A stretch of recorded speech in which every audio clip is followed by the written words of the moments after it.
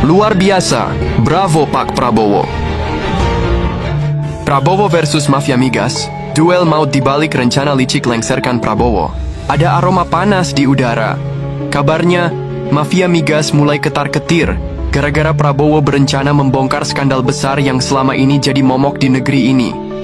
Konon, kalau Prabowo nekat menguliti permainan kotor mereka sampai ke akar, nasib kursi kepresidenannya bisa terancam.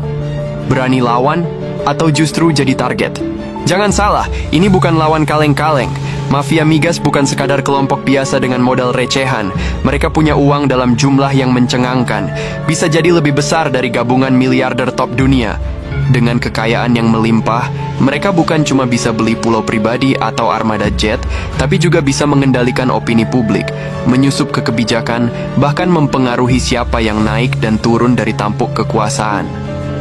Apa yang bikin mereka panik sekarang? Simple. Prabowo bukan tipe pemimpin yang bisa disetir. Rekam jejaknya menunjukkan ketegasan tanpa embel-embel kepentingan bisnis di sektor ini. Kali ini, niatnya membersihkan Indonesia dari cengkeraman mafia migas bukan sekadar janji politik kosong. Namun, mafia migas tentu tak akan tinggal diam. Mereka tak mungkin belak-belakan muncul dan berkata, "Kami menolak pemberantasan korupsi, itu konyol."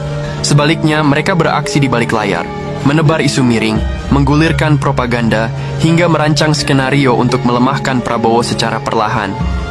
Mereka berusaha menciptakan ilusi seakan-akan Prabowo sudah kalah, bahkan sebelum pertarungan dimulai. Mereka menggiring opini bahwa seorang presiden bisa dijatuhkan jika berani mengusik kepentingan bisnis mereka.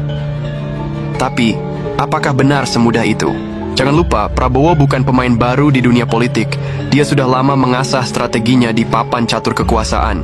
Dan yang paling penting, dia punya dukungan rakyat. Mafia migas boleh punya uang, bisa menyewa orang, membeli opini, dan bermain di balik layar. Tapi ada satu hal yang tidak bisa mereka beli, kepercayaan rakyat. Jika rakyat menyadari bahwa ini bukan sekadar persaingan politik, melainkan pertarungan antara kejujuran melawan keserakahan, antara keadilan melawan korupsi, maka dukungan kepada Prabowo akan semakin menguat. Ini bukan cuma soal kekuasaan, tapi tentang harga diri bangsa. Membiarkan mafia migas menang berarti membiarkan korupsi terus menggerogoti negeri ini. Dan lebih dari itu, ini bukan hanya tentang uang negara yang dirampok, tetapi juga tentang masa depan kita yang dipertaruhkan. Bayangkan jika ada seseorang yang menyimpan 1.000 triliun di rumahnya, hampir setengah dari APBN Indonesia. Jika uang sebanyak itu digunakan untuk pendidikan, kesehatan, dan kesejahteraan rakyat, Indonesia sudah bisa melesat menjadi negara superpower. Tapi, jika hanya dikuasai oleh segelintir orang, kita akan terus terjebak di titik yang sama. Karena itu, mafia migas harus dilawan. Prabowo harus terus melangkah, dan rakyat tidak boleh tinggal diam. Ini bukan hanya perjuangan seorang presiden, tapi perjuangan seluruh bangsa. Jangan biarkan kepentingan segelintir orang merampas masa depan kita. Justru sekarang yang seharusnya mulai panik adalah para mafia migas. Jika rakyat bersatu, mereka tak akan bisa lagi bersembunyi di balik kekayaan mereka. Selama Prabowo tetap tegak dan tak gentar, pijakan mereka akan runtuh. Dan saat itu terjadi, Indonesia akan benar-benar terbebas dari cengkeraman mereka. Dulu, mereka bisa membeli pejabat, mengendalikan media, bahkan menekan aparat. Tapi zaman telah berubah. Dahulu mereka bisa menguasai informasi dan membungkam siapapun yang berani menentang. Namun sekarang, dunia sudah transparan. Media sosial berkembang pesat, investigasi bermunculan, dan rakyat semakin sadar akan permainan di balik layar. Begitu kebenaran terungkap, rakyat pasti bergerak. Ingat reformasi 1998. Itu bukan gerakan bermodal triliunan rupiah, tapi suara murni dari rakyat yang menuntut perubahan. Jika mafia migas berpikir mereka bisa membeli negeri ini, mereka keliru besar. Indonesia bukan untuk diperjualbelikan. Rakyat punya harga diri dan kehormatan. Sekarang, bagaimana strateginya? Mafia migas memang kuat, tapi Prabowo juga bukan lawan sembarangan. Untuk menang dalam pertarungan ini, langkahnya harus cermat dan terukur. Bukti harus dikumpulkan, dipastikan kuat, dan jika sudah di tangan, dunia internasional harus mengetahuinya. Ketika mata dunia tertuju ke sini, mafia migas tak bisa lagi bersembunyi. Gunakan jalur hukum yang ada. KPK, Kejaksaan Agung, Polri, semua bisa menjadi senjata jika dipimpin oleh orang-orang berintegritas. Dan yang paling krusial, libatkan rakyat. Jika rakyat melihat keseriusan Prabowo dalam melawan mafia, mereka pasti akan berdiri tegak di sisinya. Momentum global ini harus dimanfaatkan. Mafia migas bukan hanya bermain di dalam negeri, tetapi juga memiliki jaringan internasional yang kuat. Namun, justru di situ letak kelemahannya.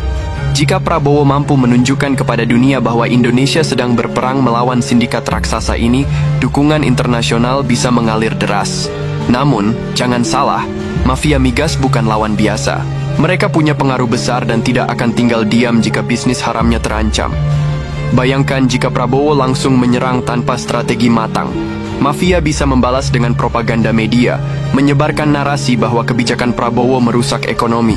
Harga BBM bisa tiba-tiba melonjak, menciptakan kekacauan yang membuat rakyat marah dan menyalahkan pemerintah.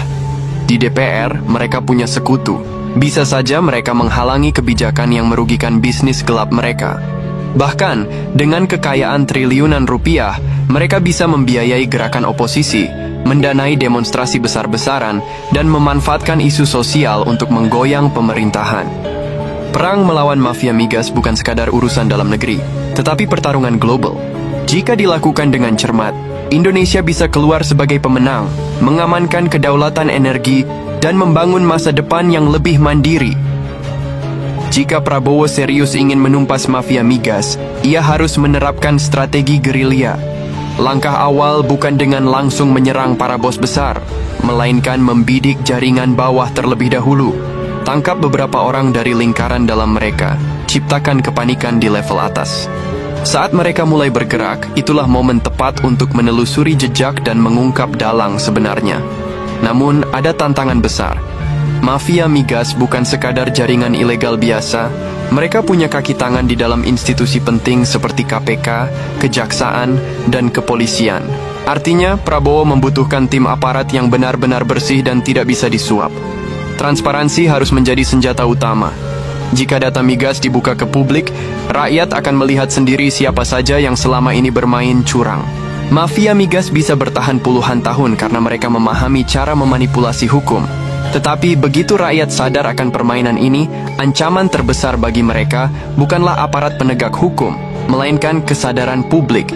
Mafia bisa membeli politisi, tapi mereka tidak bisa membeli harga diri bangsa. Kini, ada dua kemungkinan yang bisa terjadi. Jika Prabowo sukses memberangus mafia migas, Indonesia akan semakin mandiri dalam sektor energi. Harga BBM lebih stabil, kesejahteraan rakyat meningkat, dan Indonesia bisa menjadi contoh keberhasilan dalam memberantas korupsi energi. Namun, jika mafia tetap berkuasa, mereka akan terus memainkan harga BBM, menguras kekayaan negara, dan menjadikan Indonesia sapi perah bagi kartel global. Jadi, pertanyaan utamanya bukan hanya apakah Prabowo berani melawan mafia ini, tetapi apakah rakyat siap berdiri di belakangnya? Jika rakyat memilih diam, maka mafia akan terus berkuasa tanpa hambatan. Mereka bukan sekadar pedagang